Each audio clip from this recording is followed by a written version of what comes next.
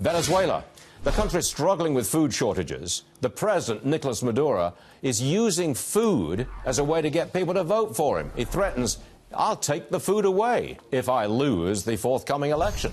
Blood Profits author Vanessa Neumann acts as our reporter, not necessarily on the scene, but certainly someone who knows what's going on down there. She is with us this morning. First of all, Vanessa, who's supplying this food? They can't feed themselves, so which outside authority is giving the food to Maduro, which he then uses to bribe the people with? Aha. Well, you see, he has put the military in charge. I blogged about it almost 2 years ago. He put the military in charge, like all other means of production, in charge of food distribution. The minute I saw that, I knew it was a recipe for corruption, and it absolutely is. So they basically find ways to buy the food on the international market. Some of it comes through suppliers in Miami. So a lot of this comes through suppliers in Miami or Mexico or Central America or other countries in Latin America. The military buys it and sells it. But in that transaction, they're taking a huge cut. So that's one of the ways he keeps military support and is also using it to keep support from the people.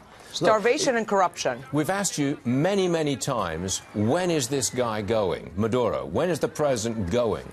I have to answer my own question. He ain't going. I mean, this guy will have to be carried out. Can I put it like that? Yes, unfortunately, yes, I think that is right. Now, I think that, you know, he announced these elections, which nobody thinks is real and has been condemned by the international community, for May 20th. He is so sure he's going to win the elections that he's already announced that he's going to change the currency after the elections, January 1st, which means he knows he's going to be president. So now there's a push to try and get change going before then. There are talks that, you know, the military might revolt, but the only way you get the military to revolt is cut off the money, which is cut off the oil money and cut off the food money, and also sanction them for their drug trafficking. Those are the three main sources of income. That's what's keeping them from overthrowing Well, him. is there any sign that America is going to take action in those three areas and say, enough's enough, that's it?